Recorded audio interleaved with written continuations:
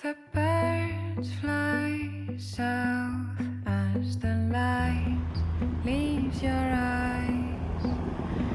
Hold on to your dream.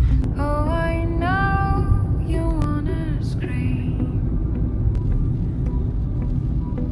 Since the day you're born, you're just a flower on your own.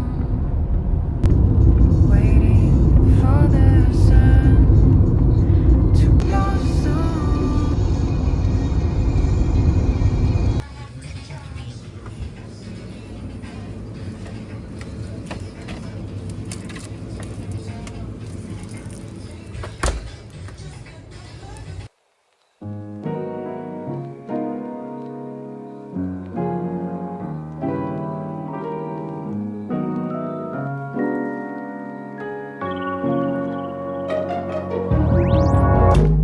You said you're really busy.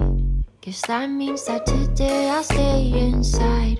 I lived all up so really.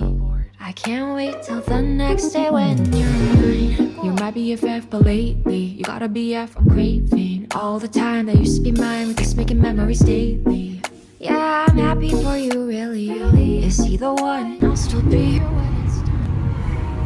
I wouldn't say that I'm jealous.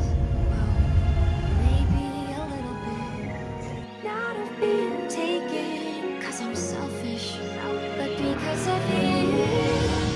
I miss the feeling by your side. Nothing compares to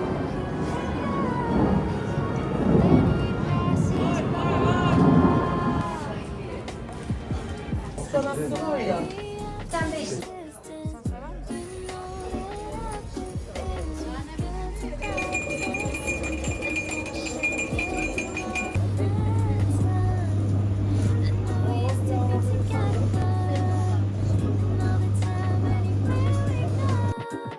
Do you miss it? I really do. What am I supposed to do?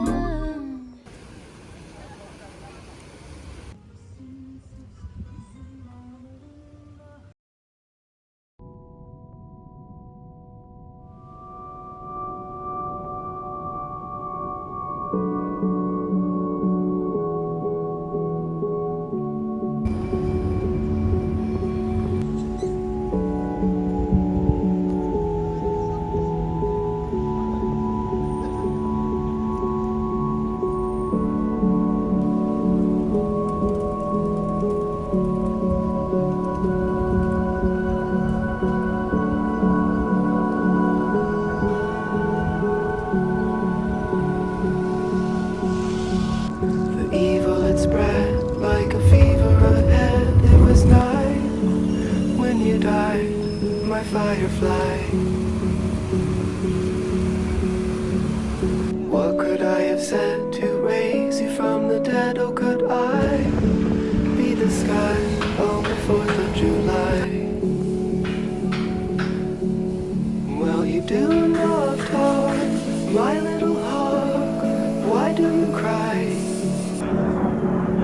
Tell me, what did you learn from the Tillamook bird?